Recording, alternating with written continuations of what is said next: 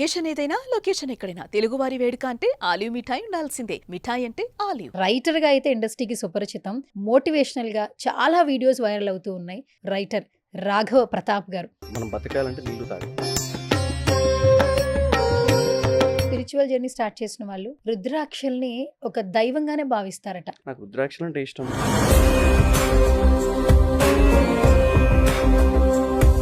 శివుని ఆరాధించే వాళ్ళు కూడా మార్నింగ్ లేచిన దగ్గర నుంచి నైట్ పడుకునే వరకు ఒక మంత్రం ఓం నమ శివాయ తప్పకుండా వాళ్ళ డేలో భాగంగా ఉంచుకుంటారంట. అవును, ఒక డేలో అట్లీస్ట్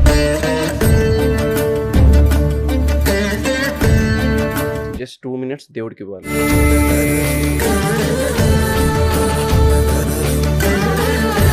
అందరికీ భక్తి ఉండాలి అని నేను చెప్తే నేను విరోధిని అవుతానేమో అందరికి. ఈ రోజు నేను సంపాదించాను కాబట్టి విల్లాలో ఉన్నా, అంతా నేనే, నేను మాత్రమే. ఇది కలియుగమ్మా. మనిషి నాలుక రుచిలేరిగిన మాంసం ముద్ద. మొన్న నవరాత్రులకు నేను దీక్ష తీసుకున్నప్పుడు టెంపుల్లో ఉన్నప్పుడు ఒక పర్సన్ వచ్చి ఏ దేవతమ్మ అక్కడ ఉన్నది అని, ఏ దేవుడి దగ్గరికి వెళ్తున్నామో కూడా తెలియదు. మనం అనుకుంటాం మనుషుల మధ్యలో ఉన్నామని, మనం అడవిలో ఉన్నాం. నువ్వు 10 అడుగులు వేస్తే 10 అడుగులు నీతో పాటు నడిచిన వాడికి 10 ప్రశ్నలకి సమాధానం అవ్వాలి. నువ్వు గంట కొట్టి దాని కింద ఎన్ని సెకండ్స్ ఉండాలి, టెంగన కొట్టేసి వెళ్ళిపోతారు. శ్రీరామ్ గారితో కోఆర్డినేషన్ మామూలుగా ఉండదు యాక్చువల్లీ. ఎట్లా అనిపిస్తుంది? శ్రీరామ్ సార్ ఈజ్ ద ఎక్కడ తగ్గాలో ఎక్కడ నెగ్గాలో తెలిసిన మనిషి ఆయన. ఇప్పుడున్న జనరేషన్లో వేలుతో పేజీ తిప్పడం మానేసి స్క్రోలింగ్ ఎక్కువైపోయింది. ఇప్పుడు నా లైఫ్లో తిరుపతి కానీ, తర్వాత శ్రీశైలం కానీ, అరుణాచలం కానీ మనిషికి ఒక పవర్ బ్యాంక్ లాంటివి. సాయంత్రం సమయంలో శివుడు ఎక్కడ అడుగు పెడతాడు భూమండలంలో ఉంటే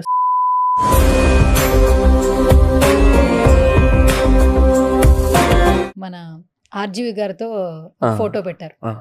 మీరు చూస్తే పూర్తిగా డిఫరెంట్, ఆయన చూస్తే ఇంకా డిఫరెంట్. ఆయనతో ఒక డిఫరెంట్ ఎక్స్పీరియన్స్ అయింది నాకు.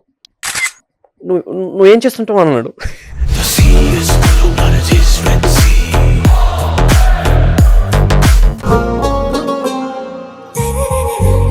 హాయ్, హలో, నమస్తే, welcome to Suman TV. Daily చాలా ఇంటర్వ్యూలు చేస్తుంటాం. బట్ కొంతమంది వ్యక్తులను కలుస్తున్నప్పుడు మాత్రం ప్రత్యేకమైన అనుభవం కలుగుతూ ఉంటుంది. డిజిటల్ రంగం ఎంత అభివృద్ధి చెందినా కూడా ఒక వ్యక్తి జీవించడానికి నైతిక విలువలు మాత్రం చాలా అవసరం. స్పిరిచువల్గా, డివోటీగా, లేదంటే ఒక జర్నీ స్టార్ట్ చేసిన ప్రతి ఒక్కరు కూడా చాలా మనశ్శాంతితో లైఫ్ని లీడ్ చేస్తామని చెప్తూ ఉంటారు. సో రీసెంట్గా యూట్యూబ్లో ఒక వ్యక్తి మాత్రం తన మాటలని ఒక నలుగురికి అందజేసే దిశగా తన అడుగులైతే పడుతున్నాయి. అంటే రైటర్గా అయితే ఇండస్ట్రీకి సుపరిచితం. బట్ ఇప్పుడు నవేడేస్ ఏంటంటే మోటివేషనల్గా చాలా వీడియోస్ వైరల్ అవుతూ ఉన్నాయి. సో రైట్ నాతో పాటు ఉన్నారు రైటర్ రాఘవ ప్రతాప్ గారు. సో ఇంకా ఏమాత్రం ఆలోచన చేయొద్దు, ఆయనతో మాట్లాడదాం. నమస్తే అండి. Yeah, so first of all good to see you. Welcome to Suman TV. అంటే this is the first podcast I think so. Suman టీవీలో ఫస్ట్. ఓకే, సో చాలా సంతోషంగా ఉంది ఇలా కలవడం. అండ్ ఇంకొకటి ఏంటంటే మిమ్మల్ని ఎప్పుడు చూస్తున్నా కూడా ఒక డిఫరెంట్ ఫీలింగ్ అయితే కలుగుతూ ఉంటుంది. అంటే రుద్రాక్షలతో కనిపిస్తూ ఉంటారు, చేతికి కావచ్చు, మెళ్ళలో కావచ్చు. అంటే మనం బతకాలంటే నీళ్లు తాగాలి, బతకాలంటే తినాలి, మన ధర్మం బతకాలంటే దాన్ని కాపాడుకోవాలి. ఇది కామన్ ప్రతి ఒక్కటి. కాకపోతే ఏంటంటే ఇప్పుడున్న జనరేషన్లో కొన్ని చూసేసరికి డిఫరెంట్గా అనిపిస్తుంది అనమాట. అంతకు మించి ఏం లేదు. అది ఒకసారి నాకే అనిపిస్తుంది, వీళ్ళేంటి ఇలా చూస్తే సూర్య నమస్కారాన్ని ప్రతి ఒక్కరు చేస్తారు. కానీ ఈ జనరేషన్లో నేను పైకి ఎక్కి సూర్య నమస్కారం చేస్తుంటే అన్నయ్య చేస్తున్నాడు అని చుట్టుపక్కల వాళ్ళు చూసేవాళ్ళు చాలా ఎక్కువ. అంటే తెలీదు, మినిమం కామన్ సెన్స్ కూడా ఉండదు. సూర్య నమస్కారం అంటే కూడా ఏంటో కూడా తెలియదు. అది కొంచెం ఈ జనరేషన్లో కొంచెం కష్టం. అంటే తెలిసి ఉండాలి. మనం మినిమం పక్కోడు కింద పడితే కాపాడితే కూడా కొత్తగా చూడడం అనేది కాదు. ఇది కూడా అంతే. నాకు రుద్రాక్షలు అంటే ఇష్టం. నాకు శివతత్వం ఎక్కువ ఇష్టం. నేను ఎక్కువ శివుని పూజిస్తుంటా, అమ్మవారిని, శివుణ్ణి. సో ఒక పవర్ని ఫీల్ అవుతుంటా. చాలామంది స్పిరిచువల్ జర్నీ స్టార్ట్ చేసిన వాళ్ళు, డివోటీగా ఉన్నవాళ్ళు రుద్రాక్షల్ని ఒక దైవంగానే భావిస్తారట. అంటే వాళ్ళు చెప్తూ ఉన్నప్పుడు కొన్ని ఆశ్చర్యకరంగా అనిపిస్తుంటాయి. ఇవి మా ఒంటి మీద ఉన్నంత వరకు మా ఆలోచనలే కాదు, మా నడవడికి కూడా చాలా జాగ్రత్తగా ఉంటుంది అంటారు. నిజంగా ఇది బిలీవ్ చేయొచ్చా అండి? అంటే నేనేం నమ్ముతా అంటే మనిషి నాలుక రుచిలేరిగిన మాంసం ముద్ద అని పిలుస్తాను నేను. ఏదేదో మాట్లాడుతుంటుంది. దీన్ని అదుపులో పెట్టుకోవాలంటే ఏదో ఒక శక్తి కాపాడుతూ ఉండాలి మనల్ని. సో ఇది అని నమ్ముతాను నేను. లైక్ మనం ఏదైనా మాట్లాడినా దానికి అదుపు అనేది ఉండాలి. ఈ రుచులెరిగిన మాంసం ముద్ద మాట్లాడింది ప్రతి ఒక్కటి నచ్చొచ్చు, ఒకరికి కూర్చొచ్చు కూడా. సో ఆచితూచి మాట్లాడడానికి ఒక అదుపు ఉండాలి కాబట్టి ఈ శక్తిని నేను పెట్టుకుంటాను. అయితే రుద్రాక్షలకి చాలా శక్తి ఉంది అయితే. చాలా ఉమ్. శివుని ఆరాధించే వాళ్ళు కూడా మార్నింగ్ లేచిన దగ్గర నుంచి నైట్ పడుకునే వరకు ఒక మంత్రం, ఉమ్, ఓం నమ శివాయ, అవును అది రిపీటెడ్గా చేసేవాళ్ళు ఉన్నారట. బట్ ఇది తప్పకుండా వాళ్ళ డేలో వాళ్ళ దినచర్యలో అవును భాగంగా ఉంచుకుంటారంట. అవును అంటే అలానే కాదు, ఒక డేలో అట్లీస్ట్ 2 minutes అనేది మనం స్పిరిచువల్గా దేవుడికి అర్పించాలని ఒకటి ఎప్పటి నుంచైనా గురువులు చెప్పిన మాట. 2 minutes, జస్ట్ 2 minutes దేవుడికి ఇవ్వాలి. కాకపోతే ఇప్పుడు ఆ 2 minutes కూడా మనకి బిజీ అయిపోయింది లైఫ్. దైవనామం అనేది ఒకప్పుడు చాలా మనం మెడలో వేసుకునే శాల్వా మీద కూడా హరే రామ హరే కృష్ణ అని ఉండేది. ఉమ్. ఎందుకు అంటే ఆ వెనకలు ఉన్నవాడు అది చదువుతాడని. వాళ్ళకి ఏదో ప్రింట్ ఎక్కువే రాలేదు అది. శాలువా కప్పుకున్నప్పుడు వెనకల ఉన్నవాడు ఖాళీగా కూర్చోకుండా దాని మీద కూర్చొని చదువుతాడని. హరే రామ హరే కృష్ణ చదువుతాడని. అంటే వాడికి తెలియకుండానే హరే రామ హరే కృష్ణ చదివేస్తాడు. సో అందుకే జపం కానీ నామస్మరణ కానీ లేకపోతే ఆటోమేటిక్గా మనకి మన రోజులో భాగాలవి. కాకపోతే ఇప్పుడు మనం అది కొంచెం దిగజారిపోయాం అంతే. ఒకప్పుడు చాలిసాలు పారాయణాలు చేస్తుండేవాళ్ళు. ఆ పదాలేంటో ఇప్పుడు ఉన్న జనరేషన్స్ కొంతమంది కూడా తెలియదేమో మేబీ. అంటే అలానే కాదు, అందరికీ భక్తి ఉండాలి అని నేను చెప్తే నేను విరోధినవుతానేమో అందరికీ, నాకు తెలీదు. బట్ మన ధర్మాన్ని మనం కాపాడుకోవాలి. ఏదో ఒక రోజు మన తల్లి మన చెల్లి మీదకి వస్తాయి కొన్ని విషయాలు. వాటిని ఎదుర్కొనాలంటే మనం మన ముందు నుంచి స్ట్రాంగ్ ఉండాలి. మన ధర్మం గురించి తెలిసి ఉండాలి. మొన్న నవరాత్రులకు నేను దీక్ష తీసుకున్నప్పుడు టెంపుల్లో ఉన్నప్పుడు నేను నా ఫ్రెండ్స్ అందరం టెంపుల్లో కూర్చున్నాం. నేను జెండర్ చెప్పాను. ఒక పర్సన్ వచ్చి ఏ దేవతమ్మ అక్కడ ఉన్నది అని. మేమందరం కలిసి ఒకసారికి ఇలా చూసాం. అంటే ఏ దేవుడి దగ్గరికి వెళ్తున్నామో కూడా తెలియదు. నవరాత్రుల్లో ఏ దేవుడిని పూజిస్తారో అక్కడ ఉన్నది ఏంటి, అక్కడ అలంకారం ఒకటి ఉంటుంది, ఆ అలంకారం అక్కడ రాసి పెట్టుంటారా మీ ఏమీ తెలియదు. జస్ట్ అమ్మ పిలిచింది వెళ్తున్నాం అంతే. సో నవేడేస్ అలా ఉంది. మనం పెరుగుతున్న మేబీ టెక్నాలజీ వల్ల తెలీదు, లేకపోతే బిజీ లైఫ్ వల్ల తెలీదు, లేకపోతే డబ్బులు సంపాదించాలని పరిగెట్టడం వల్ల తెలీదు, వెళ్తుంది అంతే. మొక్కాలంతే, అంతే అంతే తప్ప వేరేదేం లేదు. కనీసం మన గుడిలో మన గంట కొట్టేది ఎందుకు, గంట కొట్టి దాని కింద ఎన్ని సెకండ్స్ ఉండాలి, 7 seconds ఉంటే 7 చక్రాస్ని క్లీన్ చేస్తుంది. టెంగను కొట్టేసి వెళ్ళిపోతారు. కొట్టి కనీసం 7 సెకండ్ 10 సెకండ్లు ఉంటే మన చక్రాస్ని క్లీన్ చేస్తుంది 7 చక్రాలని. టెంపుల్లో గుడిగా గంట కొట్టి ఆ గంట కొట్టినప్పుడు దాని గంట కిందే 7 సెకండ్లు ఉండాలి కనీసం. ఆ 7 సెకండ్లు ఉన్నప్పుడే ఆ చక్రాస్ అన్నీ క్లీన్ అవుతూ ఉంటాయి. అది మెయిన్. అందుకే మన టెంపుల్లో ప్రశాంతత ఎక్కువ ఉండేది. మన హిందూ ధర్మంలో ప్రతిదీ సైంటిఫిక్ రీజన్ ఉంటుంది. ప్రతిదీ సూర్య నమస్కారకు ఒక రీజన్ ఉంటుంది, ప్రతిదానికి ఒక రీజన్. మనం ఏంటంటే ఇప్పుడు చాదస్తంలో అయిపోయింది అది. ఏదైనా మాట్లాడితే ఇప్పుడు పెద్ద ముసలోళ్ళలా మాట్లాడతారా బాబు అంటారు. అందుకే నేను అవన్నీ ఎక్కువ మాట్లాడను. జనరేషన్ తగ్గట్టుగా ప్రశ్నిస్తుంటా, సమాధానం ఇస్తూ ఉంటా అంతే. ఒకప్పుడు పిల్లల్ని పెంచేటప్పుడు తల్లిదండ్రులు విలువలు, మంచికి ఉన్నటువంటి వ్యత్యాసం, చెడుకున్నటువంటి వ్యత్యాసం చెప్తూ పెంచేవాళ్ళు. అండ్ ఇంకొకటి మనం పెరిగే కొద్దీ ఆటలాడుకుంటూ పండగలు ఎంజాయ్ చేస్తుండేవాళ్ళు. అవును ఒక సంవత్సర కాలం మొత్తం జనవరి నుంచి డిసెంబర్ వరకు, మళ్ళీ జనవరి వస్తుందంటే ఏ అవును పండగలు వస్తాయి, అవును ఏ నెలలో వస్తాయి, అవును ఏ మాసాలు, ఇదే మాసం, ఇవన్నీ చెప్తూ తల్లిదండ్రులు చెప్తుంటే మనం అవును తెలుసుకుంటూ పెరిగాం. అవును అవును ఇప్పట్లో ఏ పండగలు ఎప్పుడొస్తున్నాయో కూడా తెలియదు. సంవత్సరానికి ఒక పండగన నిజంగా చేసుకుంటున్నామో లేదో తెలీదు. అంటే ఈ లైఫ్ స్టైల్ చేంజ్ అవ్వడానికి ఇంతకుముందు మీరు అన్నట్టు డబ్బు సంపాదించాలి అనే ఆలోచన వెనక పరిగెడుతున్నామా, నిజంగానే మన నైతిక విలువలు మర్చిపోతున్నామా?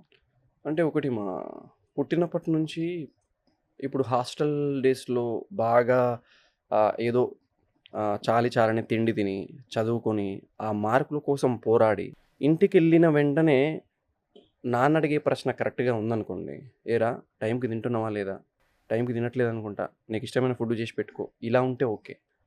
ఇలా కాకుండా పలానా అబ్బాయి యూఎస్ఏ వెళ్ళిండంట, నువ్వేదో ప్లాన్ చేసుకో మరి అన్నాడు అనుకోండి, వాడు తిండి గురించి ఆలోచించాడు. అంటే వాడు ఒక మిషన్లా తయారు చేస్తుంది మనమే. అదృష్టం కొద్దీ నాకు అలాంటి లేదు కాబట్టి జస్ట్ ఓకే. బట్ ఏ డబ్బు కోసమైతే పరిగెడుతున్నామో ఆ డబ్బు కోసం పరిగెట్టి ఒక్కసారి ఇంటికి వెళ్ళిన తర్వాత అర్థమైంది మనకి అరే! ఒకప్పుడు అమ్మ చేసిన వంట వీధి చివరి వరకు గూడా వాసన గుమగుమలాడేది. ఇప్పుడు చేసిన కూరలో, వంటలో ఉప్పు వేసిందా లేదా అని 10 సార్లు ఆలోచిస్తుంది. ఒకప్పుడు నాన్న మాట్లాడే మాటలకి ఆహ్, ప్ర వాళ్ళ ఏ విద్యార్థి ఏ ప్రశ్న ఏసినా గూడా సమాధానాలుండేవి. ఇప్పుడు ఆయన తల మీద పెట్టుకున్న కళ్ళజోడు కోసం ఇల్లంతా ఎతుకుతాడు. అప్పుడు ఒకసారి కూర్చొని ఆలోచిస్తాం. అమ్మ, నాన్నకి వయసయిపోయింది అని. ఇన్ని రోజులు పరిగెత్తింది దేనికోసము అని. సో, ఇప్పుడు ఏంటి అంటే కన్‌ఫ్యూజన్ స్టేజ్ ఆఫ్ మైండ్ అంతే ఇదంతా. అంటే నేను పరిగెట్టింది వీళ్ళ కోసం డబ్బు సంపాదించాలి. ఇప్పుడు వీళ్ళని ఇలా చూసేసరికి ఏమవుతదంటే ఆహా! ఓకే. ఇప్పుడు దేనికోసం? ఈ పరుగు ఆపి వెనక్కి తిరిగి చూస్తే వయసైపోయిన అమ్మ, నాన్న కనిపిస్తారు. ఓకే. అంతే. అంటే కొన్నిటికి సమాధానాలుండవుమా. సార్లు మనం రాసేవన్నీ వదిలేసి తెల్ల కాగితంలా బ్లాంక్‌గా ఉండిపోవడమే మంచిది. కొన్నిటికి సమాధానాలుండవు. ఇప్పుడు వాళ్ళని సాటిస్ఫై చేసి టైంని సరిపోక ఉన్న సమయాన్ని మనం దేనికి వాడలేం. ఇంగా విధి ఎలా రాస్తే అలా వెళ్ళిపోవాలంతే. ఇంతకుముందు మీరొక మంచి మాట చెప్పారు ప్రతాప్ గారు. నన్ను కంట్రోల్ చేయడానికి లేదా ఒక శక్తి కావాలంటే నాకు ఈ రుద్రాక్ష అన్నారు. ఈ జనరేషన్‌లో నిజంగా అసలు ఒక శక్తి అనేది ఉంది మనల్ని నడిపించడానికి. అంటే మన పుట్టుక నుంచి చావు వరకు అంతా అంటే డిసైడ్ అయిపోయింది మనం నిజంగా జరుగుతుందని ఎవరు బిలీవ్ చేయట్లా. ఈరోజు నేను సంపాదించాను కాబట్టి విల్లాలో ఉన్నా. నేను అనుకున్నాను కాబట్టి కారులో తిరుగుతున్నా. నేను సెటిల్ అవ్వాలి కాబట్టి ఇక్కడ సెటిల్ అయ్యా. అంతా నేనే. ఒకప్పుడు ఏంటంటే మనకెవరైనా కష్టాల్లో ఉంటే సహాయం చేస్తే ఆ దేవుడే మిమ్మల్ని పంపించాడేమో, మాకు సహాయం చేయమని ప్రతి విషయంలో ఆ దేవుణ్ణి దైవ నామస్మరణ జరిగేది. కానీ ఇప్పట్లో నేను మాత్రమే. ఏ విధంగా చూడాలి? అంటే కలియుగం వల్ల చూడాలా? ఎలా చూడాలి? ఇది కలియుగమ్మా. నేనెప్పుడూ ఒకటే మాట చెప్తా. ఒకప్పుడు అర్జునుడు పడిపోతే అర్జునుడిని లేపడానికి శ్రీకృష్ణుడు 18 అధ్యాయాల భగవద్గీత బోధించవలసొచ్చింది. ఇది కలియుగం. నీ గురించి ఒక మాట మాట్లాడేవాడు. నీ గురించి ఎవడు ప్రార్థించడు. నీ గురించి ఎవడు అరే పలానాది అని చెప్పడు. ఎవడికి వాడి స్వార్థమే. మనం అనుకుంటాం మనుషుల మధ్యలో ఉన్నామని. మనం అడవిలో ఉన్నాం. ఏ మృగం ఎప్పుడు వేటాడుతుందో తెలవదు. ఎవడు ఎప్పుడు ఏ నిందేస్తాడో తెలీదు. ఎవడు ఏ పగ పెట్టుకొని మనతో మాట్లాడుతున్నాడో తెలీదు. అంటే అనుక్షణం మనం ఒక రక్షణ కవచం వేసుకొని తిరగాలి. అంటే లైక్ ఒక మెట్రోలో వెళ్తుంటే ఎవడు ఎలా చూస్తున్నాడో తెలీదు. ఎవడు ఏ బాధతో ఏ పైశాచికానందం పొందుతాడో తెలీదు. So be ready. మనం మనుషుల మధ్యలో లేము, అడవిలో ఉన్నాం. ఏ మృగం ఎప్పుడు అటాక్ చేస్తుందో తెలీదు. సో బీ రెడీ అని నేను ఉంటాను నేను ఎప్పుడైనా సరే. ఎందుకంటే ప్రతి ఒక్కరి చేతుల్లో మొబైల్ ఉంది ఇప్పుడు. అది ఒక ఆయుధం అయిపోయింది. లైక్ ఒకప్పుడు మా నాన్న ఎప్పుడు ఒక మాట అనేవాడు. నువ్వు నడుస్తున్నావు అంటే ఒక మనిషి నడుస్తున్నట్టు లేకపోతే రాఘవ ప్రతాప్ నడుచుకుంటూ వెళ్తున్నట్టు ఉండకూడదు. ఒక లైబ్రరీ నడుస్తున్నట్టు ఉండాలి. నువ్వు 10 అడుగులు వేస్తే 10 అడుగులు నీతో పాటు నడిచిన వాడికి 10 ప్రశ్నలకి సమాధానం అవ్వాలి నువ్వు. అలా ఉండాలని చెప్పి అది నాకు బాగా కదిలిచ్చింది అది. అందుకే నేను ఎక్కువ స్పిరిచువల్ విషయంలో కానీ లేకపోతే ఏదైనా విషయంలో చిన్నప్పుడు ఎక్కువ చదువుకోలేదులే కానీ స్టడీస్ మీద ఎక్కువ ఇంట్రెస్ట్ లేదు కానీ బట్ బయటి విషయాలు ఎక్కువ ఉండేది. నేను నా బ్యాక్ బెంచ్ ఫ్రెండ్స్ తోటి నాకు రాంది సబ్జెక్ట్ ఏంటంటే హిందీ ఒకటి, మ్యాథ్స్ ఒకటి. ఎక్కువ భయపడేవాడిని. మ్యాథ్స్ అంటేనే భయం వణుకు పుట్టేది మా బెంచ్ వాళ్ళందరికీ. కాకపోతే నేను ఎప్పుడు ఒక మాట నమ్మేవాడిని ఏంటి అంటే క్లాస్కి నీ జీవితకాలంలో ఒక్కసారి కూడా బంక్ కొట్టని వాడు నువ్వు ఏం నేర్చుకోలేదన్నట్టు లెక్క నా ఉద్దేశ ప్రకారం. ఎందుకంటే నేను క్లాస్ మధ్యలో వదిలేసి ఫైర్ యాక్సిడెంట్ అయింది, ఇప్పుడు ఎస్కేప్ అవర్ అని అంటే ఎలా అవ్వాలో తెలియదు. డైలీ రెగ్యులర్గా వెళ్ళే రూట్లోనే వెళ్తాడు. ఏది తెలియని ఎవడుకుంటుంది బ్యాక్ బెంచ్ వాడికి. ఎందుకంటే వాడు ఎన్నిసార్లు బంక్ కొట్టిండు, ఎన్నిసార్లు ఎక్కడి నుంచి ఎస్కేప్ అయ్యిండో వాడికి మాత్రమే తెలుసు. సో వాడికి ఎన్ని రకాలుగా ఎస్కేప్ అవ్వచ్చో తెలుసు వాడికి. అలా అని చెప్పేసి రోజు ఎస్కేప్ అవ్వనివాడు. కనీసం తెలిసి ఉండాలి. అంటే బుక్ నాలెడ్జ్ కాదు, 1+1 = 2 అనే కాదు. మామూలుగా మనకు క్యాజువల్గా ఎంతసేపు ఉన్నా సరే మ్యాథ్స్లో ఎంతసేపు చూసినా బుక్లో చూసినా సరే 1+3 = 4, 2+2 = 4. అది బయట నుంచే నేర్చుకుంటాం మనం. ఎంతసేపు 1+3 = 4. అది కాదు, బయటికి వెళ్తే 2+2 కూడా 4 అనే వస్తుంది. అది నేర్చుకుంటాం బయటికి వెళ్తే. మనం బయటి ప్రపంచంలో నేర్చుకునేది చాలా ఉంటుంది. పుస్తకం నీకు నేర్పించేది ఏంటి? పద్ధతి. బయటికి వెళ్తే బతికే విధానం నేర్పిస్తుంది. ఎలా బతకాలి ఏంటి అనేది, ఒంటరిగా ఎలా బతకాలి ఏంటి. సో ఇప్పుడున్న జనరేషన్లో ఇది ఎక్కువ వేలుతో పేజీ తిప్పడం మానేసి స్క్రోలింగ్ ఎక్కువైపోయింది ఇప్పుడు. పుస్తకాలు అనేవి ఎక్కడో రాయడం తగ్గిపోయింది, పేజీని తిప్పడం తగ్గిపోయింది, పక్క వ్యక్తులతో మాట్లాడడం తగ్గిపోయింది. అంటే పక్క వ్యక్తులతో మాట్లాడడం మొదలుపెట్టండి, పక్క వ్యక్తులతో మాట్లాడడంలో కూడా విలువలు తగ్గిపోయినాయి. ఎంతసేపు ఉన్నా సరే వాడు అలా చేసిండు, వీడు ఇలా చేసిండని మాట్లాడతారు తప్ప దేని గురించి మాట్లాడుతున్నాం, ఏ నాలెడ్జ్ గురించి మాట్లాడుతున్నాం అనేది ఉండదు ఇప్పుడు. మెయిన్గా జనరేషన్ చాలా ఇవన్నీ మాట్లాడితే అదత్పాతాలని తొక్కేస్తారు మనల్ని. సో కామ్ ఉండాలంతే. అయితే ఒకప్పుడు రైటింగ్స్కి అంటే కవులకి ఈ చాలా ఇంపార్టెన్స్ ఉండేదట, కవయిత్రులకి. అవును. ఇంకొకటి ఏంటంటే వాళ్ళు ఎంత ఎలా క్రిటికల్ సిచ్యువేషన్ అయినా కూడా వాళ్ళ అక్షరాలతో అవును. ఎదుటి వాళ్ళలో ఒక వినూత్నమైన భావాన్ని కలిగించేవాళ్ళంట. అందుకే చాలా ఇంపార్టెన్స్ ఉండేది ఒకప్పటి నుంచి. సరే, తర్వాత రైటింగ్స్ ఇన్ ద సెన్స్ మనకంటే సినిమాలు కనిపిస్తూ ఉంటాయి. ఇప్పుడు మీరు రైటర్గానే ఎంతోమందికి సుపరిచితం. ఒక బుక్ తీసుకోవాలి, నేను ఈ డిప్రెషన్లో ఉన్నా లేదా నేను ఈ ప్రాబ్లంలో ఉన్నానంటే ఏ బుక్ తీసుకోలో సజెషన్స్ కూడా ఇచ్చే స్టేజ్లో మీరు రైట్గా ఉన్నారు. అసలు ఈ రైటింగ్స్ వైపు మీ అడుగులు ఎలా పడ్డాయి? పుస్తకాలంటే ఎందుకు అంత ప్రేమ మీకు అసలు? అంటే అలానే కాదు, నాకు ఒక లైఫ్లో ఒక హుక్ పాయింట్ ఉంది. అంటే ఇది దీనికి మించి ఇంకా వేరే పాయింట్ లేదురా బాబు అని నేను టీనేజ్లో, అంటే టీనేజ్ కూడా కాదు, స్కూలింగ్ టైంలో 9th క్లాస్ ఆ టైంలో మా స్కూల్కి దగ్గరలో శ్మశాన వాటిక ఉండేది. మేము దగ్గరలో ఇలా కూర్చొని మామూలుగా బ్రేక్ టైంలో సంథింగ్ ఏవో ఫుడ్ స్నాక్స్ ఏవో షేర్ చేసుకుంటూ ఉన్నాం. అదే టైంలో మా స్కూల్కి ఎదురుగా పల్లీలు అమ్ముకునే ఆమె చనిపోయింది. ఆమె యొక్క శరీరాన్ని కార్యక్రమాలు జరుగుతున్నాయి. అదే ఊర్లో ఒక టాప్ పొజిషన్లో ఉన్న పర్సన్ విషయం కూడా డెడ్ అయ్యిండు. సో అతన్ని కూడా కాలుస్తుంది. ఇది చూసా నేను. అంటే స్కూల్ ముందు పల్లీలు అమ్ముకునే పర్సన్ చావుని చూసా, అదే ధనవంతుడి యొక్క చావుని చూసా. ఇక్కడ కట్టెలు ఏరుకుంటున్నాడు, కట్టెలు తక్కువ అయిపోయాయి, ఎలా ఇంకా ఏం తీసుకురావాలని అక్కడ ఉన్న చెట్టును కొట్టేయడం చూసా. ఇక్కడ వాడి పైన ఉన్న చెక్కలు ఏదో సంథింగ్ ఇది పలానా చెక్క కాదు అని చెప్పి పక్కకు పరేయడం చూసా. అంటే అతని కాలడానికి ఒక చెక్క తక్కువైంది, ఇక్కడ ఇతని కాల్చడానికి ఒక చెక్క మరోలా ఉంది. సో అంత ఈజీగా తీసి పడేశాడు. ఇది కాదు కదా, ఇది తీసే వేరేది తీసుకురా అంటే ఇది మరొకటికి ఉపయోగపడింది. సో అది నాకు అంటే నువ్వు బతికితే, పేదవాడిగా బతికితే శ్మశానంలో కూడా నువ్వు పేదరికం అనుభవించాల్సిందేనా? టోకెన్ ఇస్తారమ్మా, నీకు తెలుసా, నీ శవానికి టోకెన్ ఇస్తారు. నాకు మొన్న నేను క్యాజువల్గా కొత్తగా ఏదైనా యాడ్ అయిందని నువ్వు రాసే పుస్తకంలో అంటే యాడ్ అయింది అంటే ఏంట్రా అంటే మొన్ననే శ్మశానం వెళ్ళేసి వచ్చా. దాని పేరే మొన్ననే శ్మశానం వెళ్ళేసి వచ్చా. పుస్తకం పేరు కాదు, పుస్తకంలో ఒక పేజీ పేరు. అదేంట్రా అంటే లేదురా, ఒకప్పుడు శ్మశానానికి వెళ్ళడం అని నేను చాలా రోజుల తర్వాత వెళ్ళా, ఎంత మారిపోయిందో అనుకున్నా. మేము వెళ్ళిన శ్మశానానికి మా తరపున ఉన్న డెడ్ బాడీకి టోకెన్ ఇచ్చారా, మీరు పలానా దగ్గరికి వెళ్ళి అక్కడ కాల్చండి అని. టోకెన్ ఏంటి అని నేను షాక్ అయ్యా. అక్కడ నెంబర్స్ ఉన్నాయి, టోకెన్ నెంబర్స్. ఆ టోకెన్ నెంబర్లో మన డెడ్ బాడీ పెట్టి అన్ని కట్టెలు పెట్టి ఆ కట్టెలకు సంబంధించినంత పెట్టి కాలుస్తూ ఉన్నారు. నేను చెట్టు కింద కూర్చొని ఉన్నా. సడన్గా నా రైటింగ్ మైండ్ నాకు అర్థమైపోయింది. ఓకే, చెట్టు చూసి నన్ను నవ్వుతుంది. చెట్టుని నేను అడిగా, ఎందుకు నవ్వుతున్నావు అని. పిచ్చోళ్ళారా, ఆ మనిషి కాలుతున్నాడే, ఇన్ని రోజులు నా బంధువులు, నా ఆత్మీయులు, నా పాప, నా బిడ్డ, నా తల్లి అనుకుని తిరిగిండు. ఈరోజు చనిపోయాడు. కాల్ చేసిన వాళ్ళందరూ వెళ్ళిపోతున్నారు, కానీ వాడితో మాత్రం కాలేదు నేనే.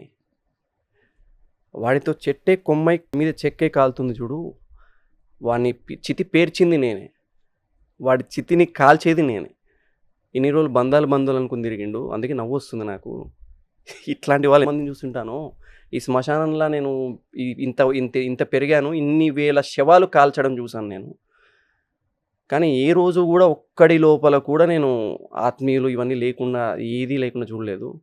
కాల్ చేసిన వెంటనే వెళ్ళిపోతుంటారు, వాంతో కాలేదు నేను మాత్రమే అన్నాను. సో ఆ టైంలో అలా అనిపించింది నాకు, ఓకే ఇంత దిగజారిపోయాము మనం అని. సో మరింత దిగజారుతుందేమో నాకు తెలిసి, టోకెన్ పేపర్లు పెట్టుకొని. అది చాలా కొత్తగా అనిపించింది, టోకెన్ నెంబర్ ఇవ్వడం. వాడికి శవానికి టోకెన్ నెంబర్ ఇవ్వడం, టోకెన్ నెంబర్ తగిలియడం ఏంది, అది కొంచెం. ఇప్పుడు చాలామంది ఏంటంటే ఏది పడితే అది మాట్లాడతారు. మనకొక మనిషి గురించి తెలిసినా తెలియకపోయినా ఈ నాలుగు నుంచి చాలా మాటలు బయటకు వచ్చేస్తాయి. అవునవును. నాకు అన్ని తెలుసు వాళ్ళ గురించి, అవునవును. అది ఇది అది అని. నిజంగా సినిమాల డైరెక్టర్లకు కూడా అంత కథలు తెలియదు.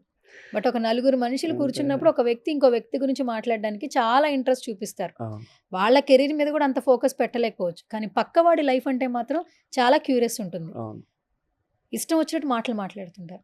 ఏ మనిషికైనా కావాల్సింది రెస్పెక్ట్. జమాన్ నుంచి వింటున్నాం, గివ్ రెస్పెక్ట్, టేక్ రెస్పెక్ట్ అని. నిజంగా రెస్పెక్ట్ ఉందా నవడేస్? లేనిది అదే. అంటే ప్రతి ఒక్కరికి రెస్పెక్ట్ ఉండాలి. నువ్వు కార్‌లో వెళ్ళేంత స్థాయికి వెళ్ళినప్పుడు నీ డ్రైవర్‌కి నువ్వు రెస్పెక్ట్ ఇవ్వాలి. నువ్వు లిఫ్ట్‌లో నీ ఇంట్లో ఉన్న లిఫ్ట్ నుంచి పైకెళ్ళేటప్పుడు నువ్వు లిఫ్ట్‌లో బటన్ ప్రెస్ చేసే వాడికి నువ్వు రెస్పెక్ట్ ఇవ్వాలి అట్‌లీస్ట్. అంటే నువ్వు తినేది ముద్దే, వాడు తినేది కూడా అన్నం ముద్దే. కాకపోతే ఏంటి అంటే స్థాయిని బట్టి ఇక్కడ ఎస్పెషల్లీ మన దేశంలో వాడి స్థాయిని బట్టి రెస్పెక్ట్ ఉంటది. కానీ వేరే కంట్రీస్‌లో అలా ఉండదు. తుడుచుకునేవాడు లేకపోతే కనీసం బాత్రూమ్‌లో కడిగేవాడికి గూడా ఒక రెస్పెక్ట్ ఉండిద్ది.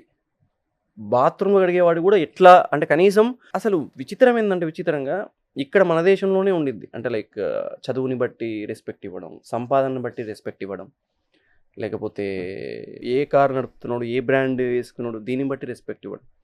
ఒకప్పుడు అలా ఉండేది కాదు. మీరు ఇంతకుముందే అన్నారు కదా!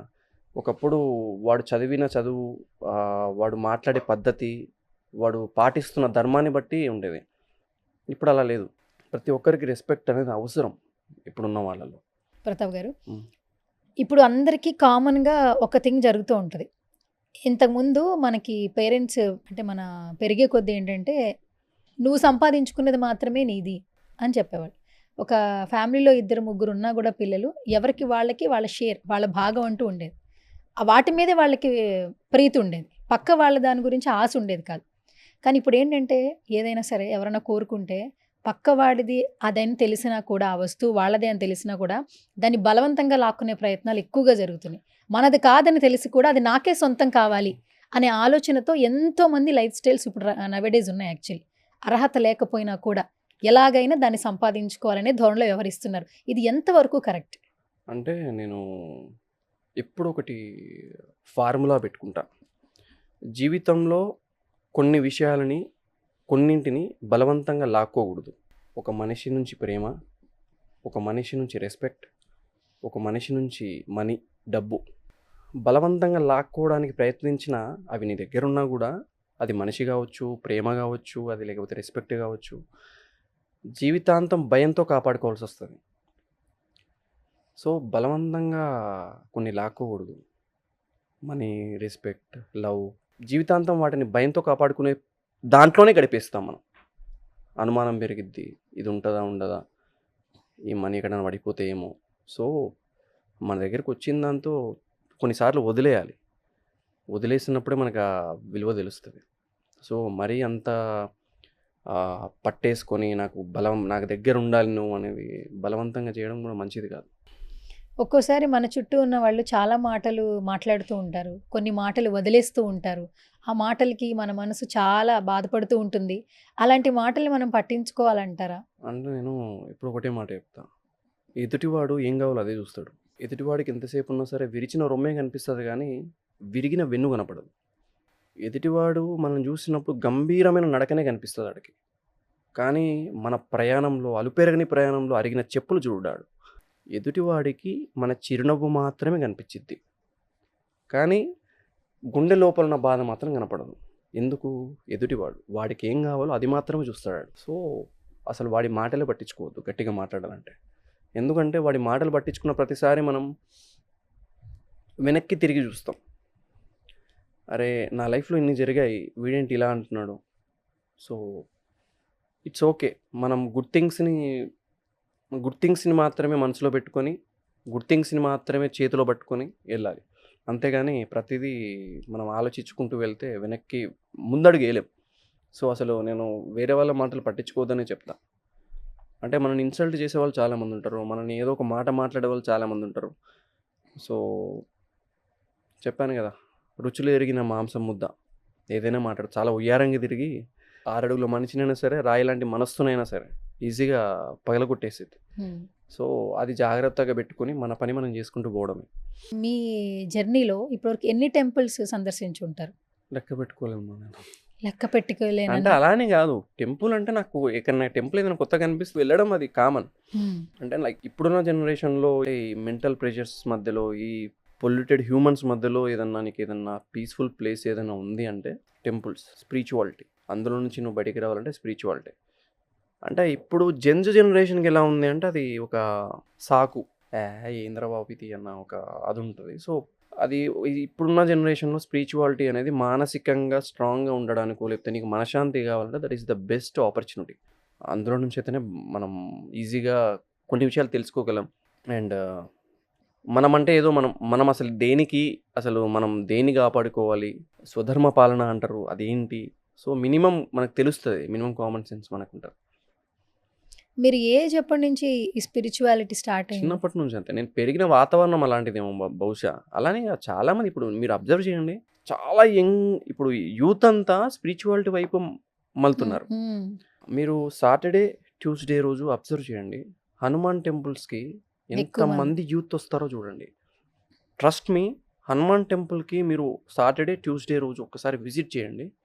ఓల్డ్ ఏజ్ వాళ్ళు ఉండరు, యూత్ పీపుల్ ఎంతమంది ఉంటారో చూడండి ఒకసారి.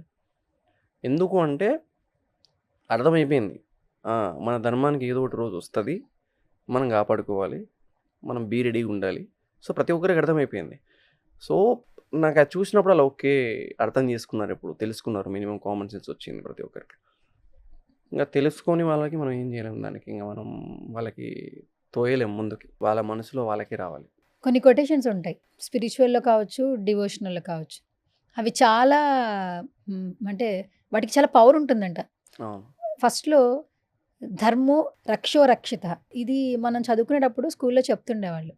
చిన్నప్పటి నుంచి పెద్ద అయ్యే వరకు ఆ పదాలు నేర్పిస్తూ వాటి విలువలు మనకు చెప్తూ. ఇప్పుడు ఈ పదాల గురించి అసలు ఇప్పుడు నవేడే స్కూల్లో ఎవరన్నా వింటున్నారా? నేను ఈ విషయంలో నిశ్శబ్దంగా ఉండడమే బెస్ట్. ఎందుకంటే మనం నా స్థాయిని మించి నేను మాట్లాడలేను. అంటే కొన్నిటిని ప్రశ్నించకూడదు.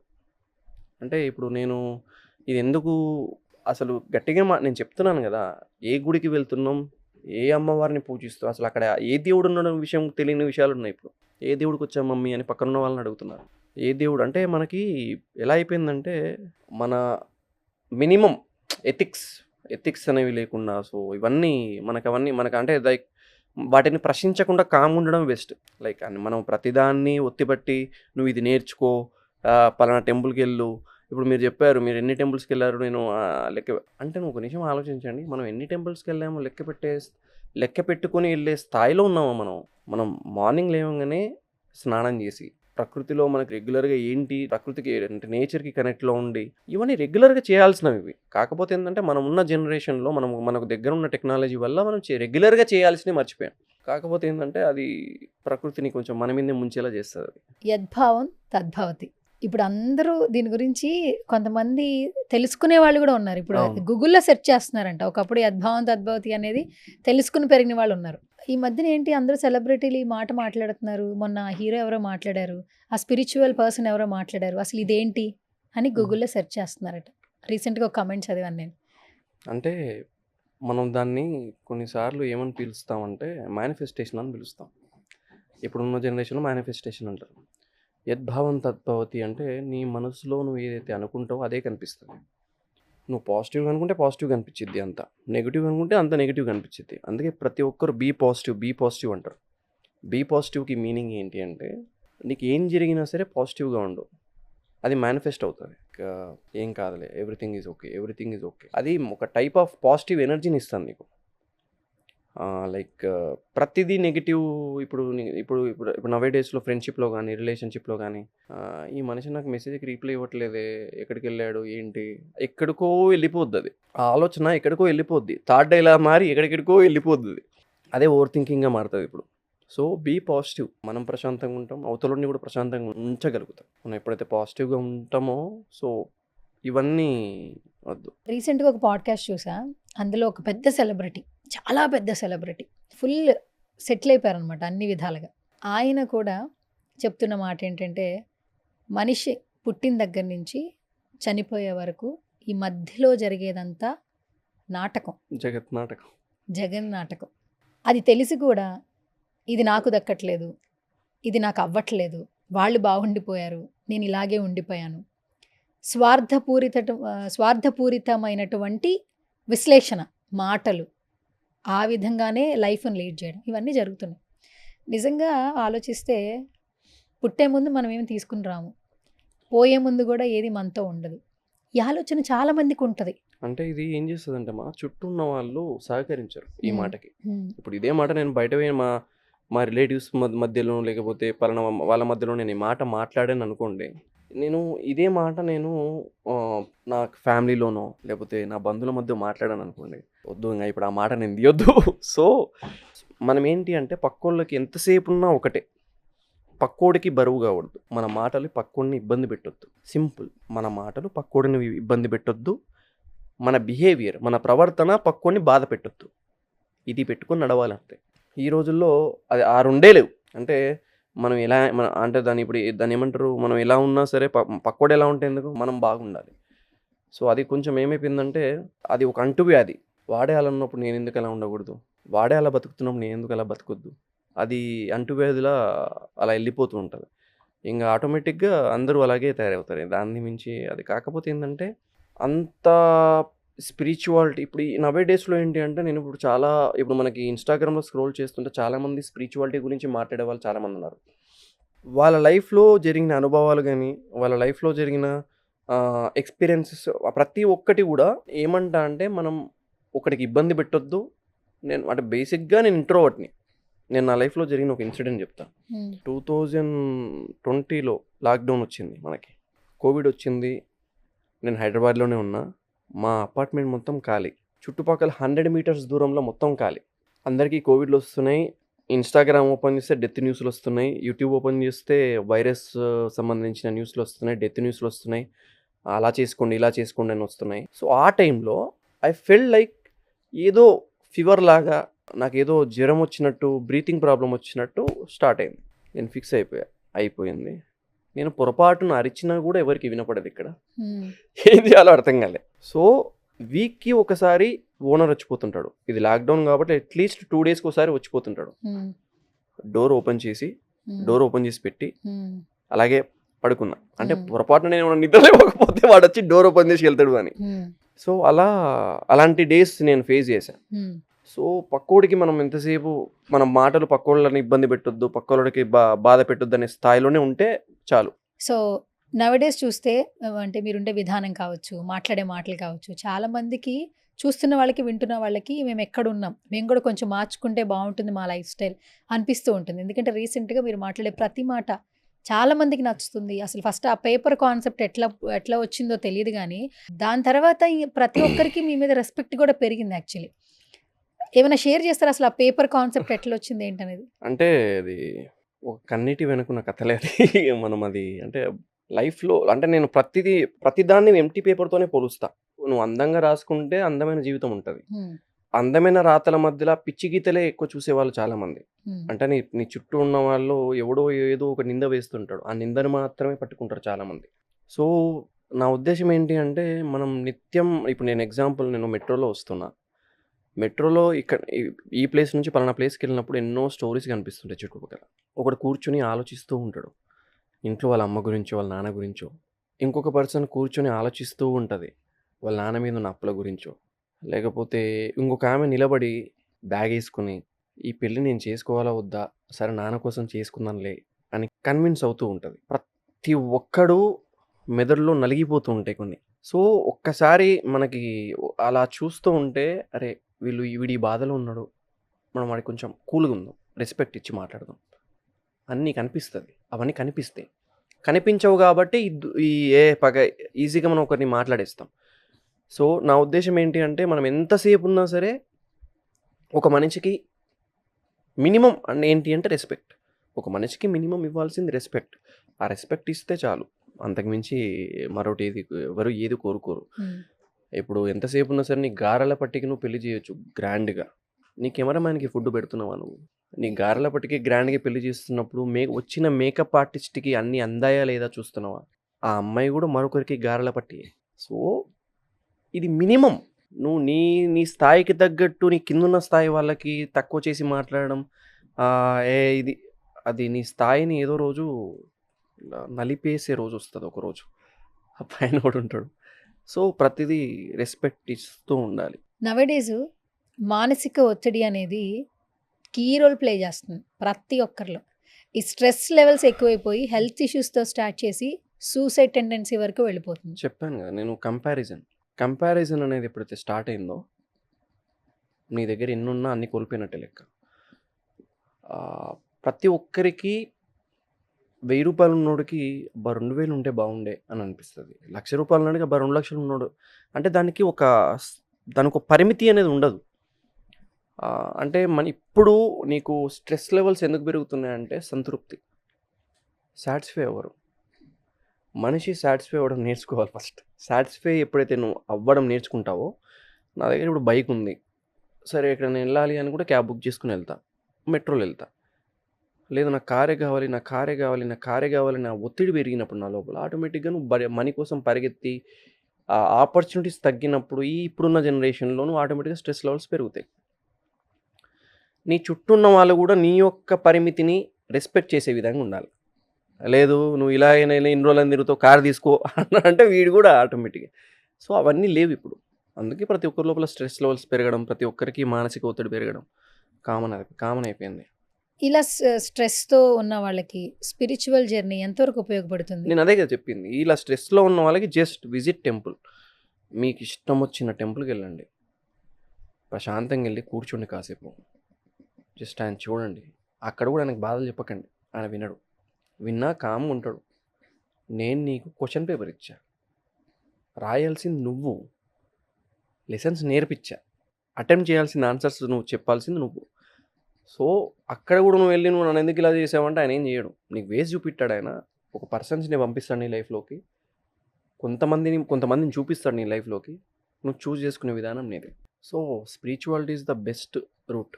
ఇప్పుడు ఇంతకుముందు మనం డిస్కస్ చేసుకున్నట్లే మన లైఫ్ మీద ఉన్నటువంటి ఫోకస్ కంటే పక్క వాళ్ళ లైఫ్ మీద ఎక్కువ ఫోకస్ ఉంటుంది నవేడేస్ అందరికీ. కలియుగం అంటున్నారు దాన్ని కూడా అందరూ. కామన్ మెన్సే ఇలా ఉన్నారంటే సెలబ్రిటీల లైఫ్లో ఏదన్నా చేంజ్ జరిగితే మాత్రం అది ఇంకా ఎక్కువ అయిపోతుంది. మార్నింగ్ లేవగానే బెడ్ కాఫీ దగ్గర నుంచి స్టార్ట్ చేస్తున్నారు, టీవీ ఆన్ చేయగానే లేదా ఫోన్లో చూడంగానే. నైట్ పడుకునే వరకు కూడా ఫ్రెండ్స్తో మాట్లాడే టాపిక్లో కూడా ఈ టాపిక్స్ వచ్చేస్తూ ఉంటాయి. రీసెంట్గా సమంత గారి మ్యారేజ్ చూసాం మనం. ఆవిడ లైఫ్ ఆవిడ సెలెక్ట్ చేసుకున్నారు. మన లైఫ్ కూడా అంతే కదా, మన ఆప్షన్ అది, మనం ఏదైనా చేసుకోవచ్చు. పెళ్ళి అని చెప్పంగానే కొంతమంది సంతోషించిన వాళ్ళు ఉన్నారు, కమెంట్స్ చేసిన వాళ్ళు ఉన్నారు, హ్యాపీగా ఫ్యాన్స్ కంగ్రాచులేషన్స్ చెప్పిన వాళ్ళు ఉన్నారు. ఆవిడ పెళ్లి చేసుకుంటే ఆవిడ గురించి బయట వాళ్ళు మాట్లాడే మాటలు చూస్తుంటే ఒక్కొక్కసారి మనకు తెలిసిన వ్యక్తి కాదు, మన ఇంటి పక్కన ఉండట్లేదు. దానికి సింపుల్ ఒకటే మాట చెప్తాను, నో కామెంట్స్ అంతే. అంటే ప్రతి ఒక్కరికి ఒక టాపిక్ కావాలి మాట్లాడుకోవడానికి. సో అలా మాట్లాడుతుంది. దాని గురించి అసలు మాట్లాడాల్సిన అవసరమే లేదు, గట్టిగా మాట్లాడేది. అసలు ఇప్పుడు ఈ క్వశ్చన్ మార్క్ తీసుకురావడం కూడా మనకు వ్యర్థం, అది అంతే లైట్. అసలు అంటే లైక్ ఎవరి లైఫ్ వాళ్ళది. ఎవడు నీ కోసం ఆగడు, ఎవడు నీ కోసం ఆగి నువ్వు పలానా కోసం నా కోసం వస్తున్నావా, నా కోసం అది చేస్తున్నావా ఎవడు చెప్పాడు. మనం రుద్దుకుంటున్నాం ఇదంతా. కూడా ఇప్పుడు ఫోన్లో మనం మాట్లాడే విధానాన్ని బట్టి మనకు చూపిస్తుంది. నేను ఇప్పుడు కెమెరా గురించి ఏదైనా మంచి కెమెరా కొనాలని చెప్పేసి నా ఫ్రెండ్తో మాట్లాడాలంటే కెమెరా అడ్వర్టైజ్మెంట్సే వస్తున్నాయి నాకు. అంత డెవలప్ అయింది ఏఐ నీకు. అలాంటప్పుడు నీకు ఎంతసేపు ఉన్నా సరే నువ్వు ఏం మాట్లాడినా నీకు అదే చూపిస్తుంటుంది. అంటే నువ్వు పాజిటివ్గా ఉన్నావు అనుకో, నీకు పాజిటివ్ థింగ్సే చూపిస్తూ ఉంటుంది. సో బీ పాజిటివ్, జస్ట్ పక్కలకి రెస్పెక్ట్ ఇవ్వు, నీకు నువ్వు రెస్పెక్ట్ ఇచ్చుకో. రైటర్గా మా అందరికీ ఓకే, బట్ కొత్తగా యాక్టర్గా కూడా కనిపిస్తూ ఉన్నారు. కొత్తగా ఏం లేదండి, నేను చాలా ఇయర్స్ నుంచి రైటర్. నేను 4 years నుంచి రైటర్. నేను రైటర్గా మాకు తెలుసు, యాక్టర్గా అంటే సీరియల్ తప్పితే ముందు నేను సీరియల్ 2020 నుంచి నా యాక్టర్గా ఈటీవీలో, లాక్డౌన్ తర్వాత నేను ఈటీవీలో గీతా గోవిందం యాజ్ ఎ హీరోగా చేశాను. Okay, Geetha Govindam as a హీరోగా చేశా, రంగులట్నం యాజ్ ఎ హీరోగా చేశా. This is the first as a villain JM serial. మీరు దానికే ప్రీమియర్కి వచ్చారు, మీరు దానికి యాంకర్గా. సో ఇది నాది 3rd సీరియల్. ఇది ఎట్లా అనిపిస్తుంది? ఎందుకంటే ఆయన శ్రీరామ్ గారితో కోఆర్డినేషన్ మామూలుగా ఉండదు యాక్చువల్లీ. అండ్ జీకి అందరూ సర్టెన్ ఫ్యాన్స్ ఉన్నారు, అందుకే జీ తెలుగుని జీ కుటుంబం అని కూడా అంటూ ఉంటారు యాక్చువల్లీ. ఆయన ఫుల్ క్లారిటీ ఉన్న మనిషి. Sriram sir is he knows everything. అంటే లైక్ ఆయనకు ప్రతి విషయంలో ప్రతి దాంట్లో క్లారిటీ ఉంది. ఎవ్రీథింగ్, ఇది పలానా విషయం అని నేను చెప్పాను, పరిమితి లేదు ఆయనకి. ఎవ్రీథింగ్ అంటే నేను కొన్నిసార్లు ఆలోచిస్తా, ఓకే ఇలా చేయాలి, ఓకే ఆయన ప్రతి దాంట్లో ఆయన ఒకటే మాట, ఆయన ఎప్పుడు ఒక మాట అంటాడు, ప్రతిదీ లాగ్ చేయొద్దు. లైక్ నాకు చెప్పడానికి రావట్లేదు, బట్ హీ నోస్ ఎవ్రీథింగ్. చాలా క్లారిటీతో మాట్లాడతాడు ఆయన, ఏం మాట్లాడినా సరే చాలా క్లారిటీతో. ఆయన అంటే లైక్ ఎలా చెప్పాలి మీకు, ఎక్కడ తగ్గాలో ఎక్కడ నెగ్గాలో తెలిసిన మనిషి ఆయన. ఆయన గురించి నేను అసలు మాట్లాడద్దు, బట్ హీఈస్ మంచి ఏమంటారు హృదయం ఉన్న మనిషి అని చెప్పొచ్చు. ప్రతిదీ అసలు ఎక్కడ కూడా ఎవరిని నొప్పించకుండా, ఎలా అంటే లైక్ ఎక్కడ కూడా ఏది అహంకారం లేకుండా చాలా సాఫీగా అసలు ప్రతి ఒక్కరితో మంచిగా ఉంటూ అందరినీ ప్రేమగా పలకరిస్తూ ఉంటాడు ఆయన. కనీసం నాకు మీరు ఏదో నేను వచ్చానని చెప్పి గుడ్ మార్నింగ్ కూడా చెప్పకంటా నాకు అంటాడు. అసలు చెప్పాడు ఆయన, గుడ్ మార్నింగ్ నాకు చెప్పకరా అంటాడు డైరెక్ట్. ఆయన మళ్ళీ పెద్ద ఆర్టిస్టులు వస్తే ఆయన చెప్తాడు, మళ్ళీ మమ్మల్ని చెప్పనివాడు. సో చాలా ఒక క్లారిటీ ఉన్న మనిషి, ఏంటి నెక్స్ట్ ఏం జరగబోతుంది అంతా తెలుసు ఆయనకి. అలా తెలిసిన వాడు కాబట్టే ఏమున్నా సరే కూల్గా ఉంటాడు ఆయన, తెలుసు అంటాడు ఆయన.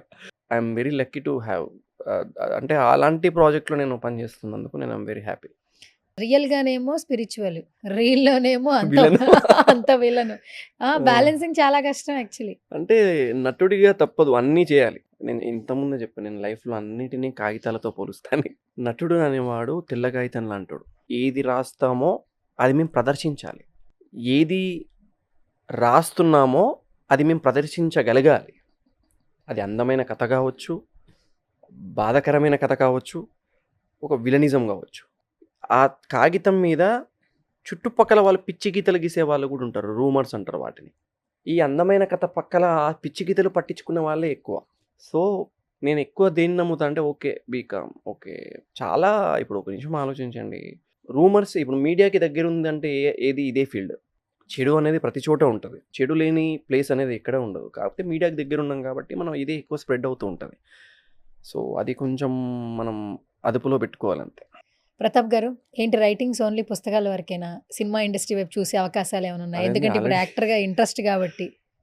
నేను ఫస్ట్ వచ్చిందే రైటర్గా, దాని తర్వాత నాకు యాక్టర్గా తిండి పెట్టింది, రైటర్గా నా మనసు నింపింది. సో నాకేంటి అంటే లైక్ మనసు తృప్తి కలగాలి అంటే రైటింగ్స్, ఇది నిండాలి అంటే యాక్టింగ్. సో ఈ రెండు నాకు రెండు కళ్ళల్లో. డైరెక్షన్ చేసినా రెండు నిండుతాయి, రెండు డైరెక్షన్ కూడా చేసిన రోజులు ఉన్నాయి. అదే డైరెక్షన్ వస్తారా?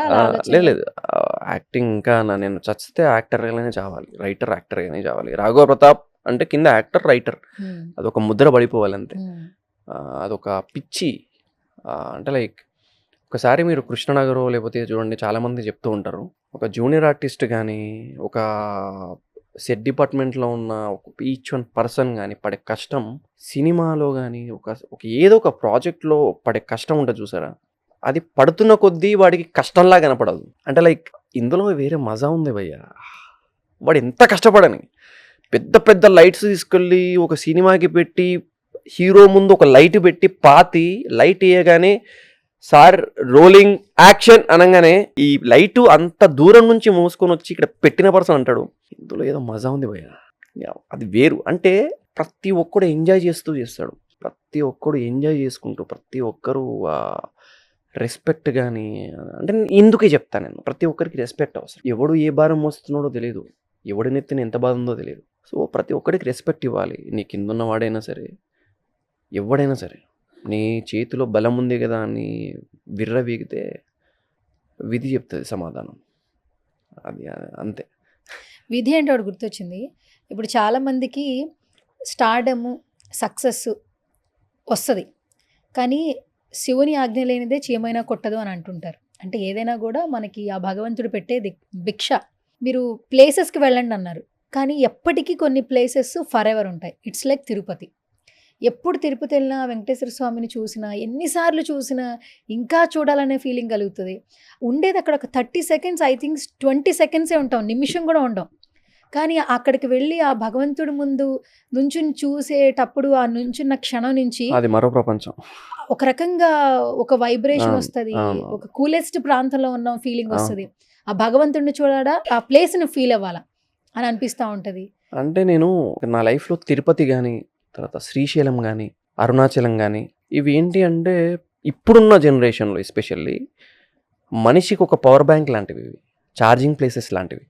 నీకు ఇంక అంతా కూలిపోయి నువ్వు ఏమున్నా సరే ఇలాంటి ప్లేసెస్కి వెళ్ళేసి ఒక రీఛార్జ్ మూమెంట్ అనమాట. స్పిరిచువల్గా నువ్వు ఒక లాట్ ఆఫ్ ఎనర్జీ. అరుణాచలం కానీ శ్రీశైలం కానీ, అసలు శ్రీశైలంలో నువ్వు వెళ్ళి ప్రదోషకాలంలో ఈవినింగ్ టైంలో నువ్వు అక్కడ ఉన్నావు అంటే ఆ ఎనర్జీ వేరుంటుంది. Trust me. అసలు నువ్వు శాస్త్రంలో కూడా ఉంటుంది, సాయంత్రం సమయంలో శివుడు ఎక్కడ అడుగు పెడతాడు భూమండలంలో ఉంటే శ్రీశైలంలో అడుగు పెడతాడు. శ్రీశైలంలో కాలు మోపుతాడు. ఆ టైంలో నువ్వు అక్కడ శ్రీశైలంలో ఉన్నావంటే నేను అదృష్టం చేసుకొని ఉండాలి. సో మనకి we have lot of places, మనకి చాలా ప్లేసెస్ ఉంటాయి మానసికంగా మనం హ్యాపీగా ఉండడానికి. But choosing important. ఇప్పుడు చూడండి, నేను ఒకసారి చెప్తా. మీకు ఒక స్పిరిచువల్ ఫ్రెండ్ ఉన్నాడు, ఇంకొకటి చిల్ ఫ్రెండ్ ఉన్నాడు. మీరు ఎవరిని చూస్ చేసుకుంటారు? ట్రస్ట్, సీరియస్గా చెప్పండి. చిల్. మామ గోవా వెళ్దాంరా, మామ ఊటీ వెళ్దాంరా, మామ విజయవాడ పోతున్న వస్తాం అమ్మవారి దగ్గరికి, ఇలా చూస్తాడు. అంటే చూజింగ్ ఇంపార్టెంట్. నిన్ను స్పిరిచువాలిటీ వైపు నడపే స్నేహితుడు నీకున్నాడు అంటే that is the God gift. Trust me. అంటే నాకు ఇప్పుడు నిజం చెప్పాలి అంటే నాకు నా ఫ్రెండ్స్ ఉన్నారు కొంతమంది. నా ఫ్రెండ్స్లో స్పిరిచువాలిటీ ఎవరు నేనే, ఎవరు లేరు. లైక్ ఇప్పుడు నా స్కూల్ మేట్స్ ఉన్నారు, ఉమేష్ కానీ, తర్వాత మేమందరం రెగ్యులర్గా హనుమాన్ టెంపుల్కి వెళ్తూ ఉంటాం. I'm very lucky. అంటే అలాంటి పర్సన్స్ నా లైఫ్లో ఉన్నందుకు. లైక్ నాతో పాటు అరే నేను విజయవాడ వెళ్తున్నా వస్తావా, రాను అనే మాట లేకుండా వస్తున్నా అన్న అనేవాడు ఉన్నాడంటే శివ అని. వాడు పదన్న అంటాడు. వాడు షార్ట్ వేసుకొని వచ్చేస్తాడు, స్నానం చేసి షార్ట్ వేసుకొని వచ్చేస్తాడు అంతే, ఎంత చలిలో ఉన్నా. అంటే వాడి చూజింగ్. అన్న దగ్గరికి వెళ్తే ఒకటి ఉంటుంది, ఒక పీస్ వస్తుంది. సో వాడి చూజింగ్ అలాంటిది. సో మన చూజింగ్ ఇంపార్టెంట్ ఏదైనా సరే. ఇంకా మనం మామ రా అని లాక్కుపోలేం, కొన్ని విషయాల్లో బలవంతంగా లాక్కుపోలేం. కొన్ని నెలల ముందు నేను ఇన్స్టాగ్రామ్లో ఒక పోస్ట్ చూశాను మీది. మన ఆర్జీవి గారితో ఫోటో పెట్టారు. మీరు చూస్తే పూర్తిగా డిఫరెంట్, ఆయన చూస్తే ఇంకా డిఫరెంట్. బేసికల్గా రెండు మ్యాచ్ అవ్వు, రెండు పర్సన్స్ మ్యాచ్ అవ్వదు. బట్ ఎలా మ్యాచ్ అయింది? ఆయనతో ఒక డిఫరెంట్ ఎక్స్పీరియన్స్ అయింది నాకు. అంటే లైక్ ఒక ప్రాజెక్ట్ విషయంలో మేము వెళ్ళాం, నేను మా గురువు గారు మా డైరెక్టర్ గారు వెళ్ళాం. మా డైరెక్టర్ గారు దీపక్ గారు అని, హీస్ మై, నాకు నేను గురువులా భావిస్తానని. వెళ్ళిన తర్వాత సామాన్యంగా ఆయన అబ్బాయిలని ఇలా సామాన్యంగా ఒక ఐ పెట్టి చూడు, ఇట్లా చెప్పడు. అక్కడ అంత మంది మధ్యలో నన్ను చూసి నేను కావాలని ఆయన ముందు 2 చేతుల్లో పెట్టి అంటే ఒక ఫార్మల్ వేసుకొని ఒక పోలీస్ ఆఫీసర్లా నేను బిల్డప్ ఇచ్చా కావాలని. ఆయన ఐస్ నేను కొట్టాలి, ఆయన అటెన్షన్ నేను కొట్టాలి అని. ఐ కాంటాక్ట్ ఇచ్చే వరకు చేసింది. నువ్వేం చేస్తుంటావు అన్నాడు మా డైరెక్టర్ గారు. సార్ అతను కూడా యాక్టరే సార్, ఇట్లా ప్రొఫైల్ పెట్టి నాకు ఓకే సార్ అన్న. బయటకు వచ్చినాక మా డైరెక్టర్ గారు దీపక్ గారు, నువ్వు నిజంగా మరే నువ్వు కావాలని చేసావు నాకు అర్థమైంది. ఇమ్మీడియట్గా పంపించిన ఆన్ ది స్పాట్లో ఆయన తీసుకొని ఆయన పర్సనల్ నెంబర్ ఇచ్చి పంపించి, అసలు I'm very happy for that. అంటే ఆయన ప్రాజెక్ట్లో ఏదైనా వచ్చినా రాకపోయినా సరే ఆ మూమెంట్ నేను ఎంజాయ్ చేశా. ఈయన ఐ కాంటాక్ట్ నేను కొట్టాను అంటే ఆయన ఎవరిని దేకడు బై, అవసరం లేదు ఆయనకి ఏం అవసరం చూసి నువ్వేం చేస్తున్నావు ఒక అటెన్షన్ ఇచ్చేది. I'm very happy for that. ఇది ఒకటి సాధించాను నేను అని చెప్పుకోవడానికి. ఎందుకంటే సజాతి ధ్రువం విజాతి ధ్రువం 2 ఉంటాయండి. నేను చదువుకున్న రోజుల్లో నాకు తెలుసు. బట్ ఆ పిక్చర్ చూసినప్పుడు నాకు ఎక్కడ అవే ఆ 2 మెన్షన్ చేయాలనిపించింది. అంటే సినిమా అందరినీ కలుపుతుంది. సినిమా అనేది ప్రపంచంలో ఉన్న నీకు ప్రపంచం ఎంత చిన్నగా ఉందా అని కనిపిస్తుంది నీకు సినిమాలో. ఒక నిమిషం ఆలోచించండి. ఒక డైరెక్టర్ 2.5 గంటలు మిమ్మల్ని కూర్చోబెట్టి నువ్వు ఉన్నది భూప్రపంచంలో కాదు, నేను సృష్టించిన ప్రపంచంలో ఉన్నావు అని కూర్చోబెట్టగలిగాడు అంటే అతని మేధాశక్తికి, అతని ప్లానింగ్కి, అతని యొక్క పనికి, అతను పడ్డ కష్టానికి మనం ఎంత విలువ ఇవ్వాలి. ఈజీగా మనం ఒక మాట అనేస్తుంటాం, ఏం తీసాడరా బాబు అని. అసలు దాని వెనక ఉన్న శక్తి, దాని వెనక ఉన్న కష్టం, ఒక డైరెక్టర్ కానీ, ఒక సెట్ డిపార్ట్మెంట్ కానీ, ఒక లైట్ డిపార్ట్మెంట్ కానీ, ఎవ్రీవన్, ఈచ్ వన్, ప్రొడక్షన్ బాయ్తో సహా వాళ్ళ కష్టం అందరికీ రెస్పెక్ట్ ఇవ్వాలి, అందరికీ రెస్పెక్ట్ ఉండాలి. నేను నా రైటింగ్స్లో కూడా నేను అదే చెప్తా, పక్కనే రెస్పెక్ట్ చేయి, నువ్వు రెస్పెక్ట్ చేసుకో, అదే జీవితం. అంతే. నువ్వు ఎప్పుడైతే నేను అప్పుడెప్పుడో చెట్టు గురించి రాసా. నాకు చెట్లు అంటే చాలా ఇష్టం. నా రూమ్‌లో కూడా చెట్లు ఉంటాయి. నేను ఎక్కడైనా సరే చెట్లు పెంచుతూ ఏదైనా చిన్న ఖాళీ దొరికిందంటే ఏదైనా మొక్క పెడదామని ప్లాన్‌లో ఉంటా. సో, చెట్లంటే నాకు ఎందుకంత ఇష్టం అంటే, మనం ఎప్పుడైతే చెట్టు విషయంలో మనం అంటే లైక్ నేను రీసెంట్‌గా రాసింది చెప్తా. చిన్ననాడే మొక్క పెంచితి, దాని కిందే ఆటలాడితి, దాని కిందే అమ్మ చనుబాలు తాగితి, దాని కిందే నాన్న పాఠాలన్నీ నేర్చితి, దాని కిందే అన్ని బంధాలను సమకూర్చితి, చివరికి అన్ని బంధాలకి దూరమై దాని కిందే చేరితి, కదలిక లేని నా శరీరాన్ని చూసి చెట్టై నా మీద పడి పేర్చింది నా చితి అని ఒకటి రాశాను నేను. సో, ఇదే నేను శ్మశానంలో ఇంతకుముందు నేను చెప్పాను కదా, శ్మశానంలోకి వెళ్ళినప్పుడు చెట్టే నాకు చెప్తుందిరా, ఇన్ని రోజులు బంధాలు నా కిందే వచ్చి కూర్చున్నాడు, ఇప్పుడు ఆ బంధాలన్నీ దూరం వెళ్ళిపోతున్నాయి, కానీ నా కొమ్మలే వాని చితి పేర్చి ఇప్పుడు కాలుస్తున్నారు, ఆ బంధాలన్నీ వెళ్ళిపోతున్నాయి చూడు అని చెప్పాను. ఇది దీని గురించే. అంటే నేను మొక్కని ఎందుకంత ప్రేమిస్తా అంటే, నీతో ఏదైనా ఉంది అంటే మొక్కే, ప్రకృతే, మొక్క కాదు ప్రకృతి. ఇప్పుడు ఒక మాట చెప్తా, కదిలేది ఏదైనా ఉంది అంటే అది కదిలేది ఏదైనా ఉందంటే అది శివం, కదలంది ఏదైనా ఉందంటే అది శివం. నీలో పంచభూతాలు ఉన్నంత వరకే నువ్వు శివానివి. ఆ పంచభూతాలు ఎప్పుడైతే వెళ్ళిపోయావో అది నువ్వు శివానివి. సో, నేను అది బాగా నమ్ముతా. నువ్వు నేచర్ని రెస్పెక్ట్ చేయి. నువ్వు ఎర్లీ మార్నింగ్ లేవంగానే గాలి పిలుస్తున్నావు, దాన్ని రెస్పెక్ట్ చేయి. నీకు సూర్యుడి వల్ల ఎన్నో ఉపయోగాలు ఉన్నాయి, మొక్కు ఆయనని, కనిపించే దేవుడు ఆయన. సో, నీ చుట్టూ ఉన్న పంచభూతాలను నువ్వు ఆల్వేస్ రెస్పెక్ట్ చేస్తూ ఉండాలి. ఇది ఈ రోజుల్లో కొంచెం చాదస్తంలా అనిపించింది. మన ధర్మంలో ఇదే మెయిన్ ఇంపార్టెంట్, పంచభూతాలని పూజిస్తాం మనం.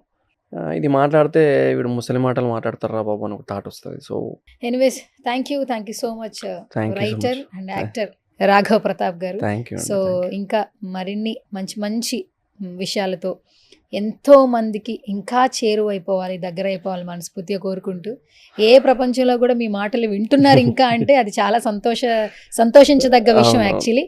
So, it's very blessing time అని కూడా చెప్పొచ్చు. ఎందుకంటే మీరు అన్నట్టు బ్యాడ్ కామెంట్స్ కంటే almost good comments, positive comments ఉంటాయి. అంటే లాస్ట్ వర్డ్, సోషల్ మీడియాలో కూడా ఒక చిన్న చేంజ్ ఉండాలని కోరుకుంటున్నా. లైక్ ఎలా అంటే, మనకి ప్రతి వీడియోలో నేను ఇప్పుడు ఒక పాట పెట్టా, నేను ఒక మాట పెట్టా, ఇప్పుడు నేను ఆ మాట కింద లైక్ ఒక బటన్ ఉంటుంది, కామెంట్ ఒక బటన్ ఉంటుంది, షేర్ ఒక బటన్ ఉంటుంది. బయట నువ్వు కామెంట్, పలానా పర్సన్ నేను కామెంట్ చేశాడు అనగానే మీకు చిర్రెత్తుకొచ్చింది. యూట్యూబ్లో కూడా కామెంట్ అని నువ్వు డైరెక్ట్గా ప్రొజెక్ట్ చేస్తున్నావు, కామెంట్ చేయి ఇక్కడ అని. కాంప్లిమెంట్ అని ఉండాలి అక్కడ, కామెంట్ అని కాదు, కాంప్లిమెంట్ అని ఉండాలి. ఒకవేళ నువ్వు వాడు బ్యాడ్ కామెంట్ పెట్టినా కాంప్లిమెంటే అయ్యిద్ది. అది మనమే ప్రొజెక్ట్ చేస్తున్నాం కామెంట్ చేయని. సో, అది కొంచెం నాకు తేడా కనిపించింది. కామెంట్ కాదు ఉండాల్సింది, అక్కడ కాంప్లిమెంట్. పాజిటివ్ని షేర్ చేయగలిగితేనే మనం ఆటోమేటిక్గా రేపొద్దున మీ అబ్బాయో నా అబ్బాయో నాన్న అక్కడ ఏముంది కాంప్లిమెంట్ చేయాలని చెప్పి కాంప్లిమెంట్ రాస్తారు, లేకపోతే కామెంటే రాస్తారు. ఆ కామెంట్ ఎన్ని విధాలుగానే ఉండొచ్చు. Okay, done. థ్యాంక్ యూ అండి, thank you so much and all the very best. So, మరొక ఇంటరాక్షన్తో మళ్ళీ కలుసుకుందాం. Thank you so much. Thank you.